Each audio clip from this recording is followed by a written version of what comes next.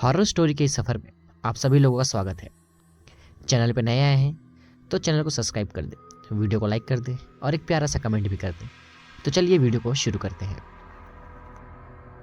मैं राज आज ऑटो में बैठकर एक सुनसान रास्ते से अपने गांव जा रहा हूं। सफ़र 2.5 से 3 घंटे का था, तो इस बीच ऑटो वाले से बातचीत भी की। गांव आए कई साल हो गए हैं, जिसके कारण यहाँ सब कुछ बदला बदला दिख रहा है। रास्ते पहले के मुकाबले और अच्छे हो गए हैं। खेत में अब हरियाली भी ज़्यादा हो गई है, लेकिन इसमें कुछ खाली सा महसूस हो रहा है। ऐसा लग रहा है जैसे किसी चीज़ की कमी है। मन खुद को अशांत महसूस कर रहा है। ऑटो में बैठे हुए मैंने अपने गांव के बाहर एक तालाब देखा, जो पहले वहाँ नहीं था। तालाब काफ़ी बड़ा था। गांव आते आते रात हो गई। चांदनी रात थी, जिसके कारण पानी चमक रहा था। वहीं एक काफ़ी घना पेड़ था, जिस पर कुछ मटके टंगे थे और उन मटकों से धुआं निकल रहा था। मैंने ऑटो वाले से पूछा, ये सब क्या है?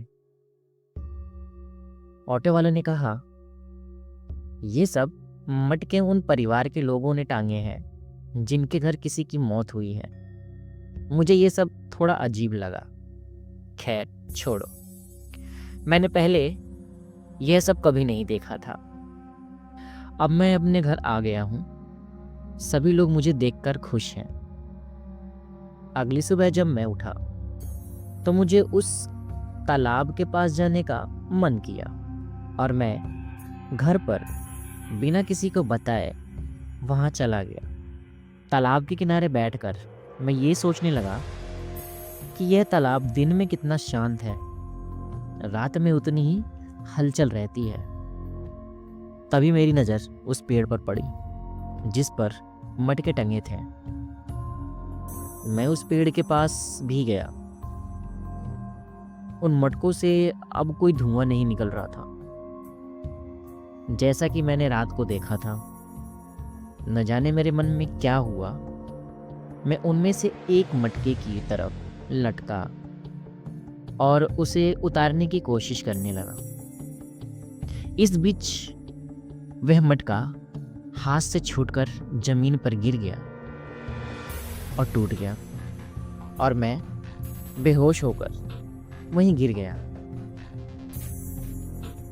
जब होश आया तो मैं वहीं पड़ा हुआ था। सिर और शरीर दोनों ही भारी लग रहे थे। मुझे कुछ समझ नहीं आया और मैं वापस घर चला आया। घर आया तो सब ने पूछा कि कहाँ गए थे। मैंने किसी को कुछ नहीं बताया और चुपचाप अपने कमरे में चला गया।